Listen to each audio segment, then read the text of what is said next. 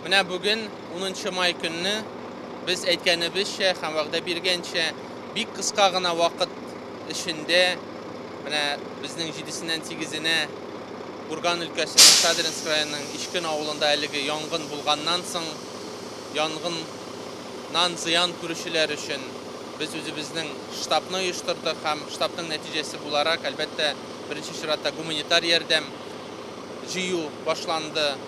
Мин акчалата ярдәм җыю буенча аерым фонд оештырылды.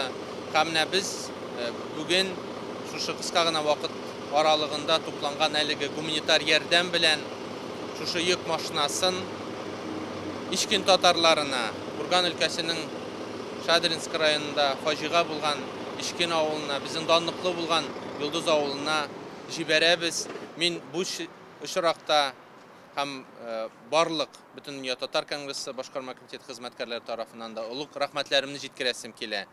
Халкыбызга рәхмәтемне җиткерәсем килә. Бик кыска гына вакыт эчендә без бердәм булып әлеге эшне оештыра алдык һәм беренче гуманитар ярдәмне юллыйбыз. Әлбәттә, бу ярдәм моның белән генә тамамланмый. Әле без яңадан үзебезнең төзелеш материаллары белән, кораллар белән, төзелеш өчен булган кораллар белән әле аерым яңадан менә мөрәҗәгатьләр килә, аерым гуманитар ярдәм юллаячакбыз.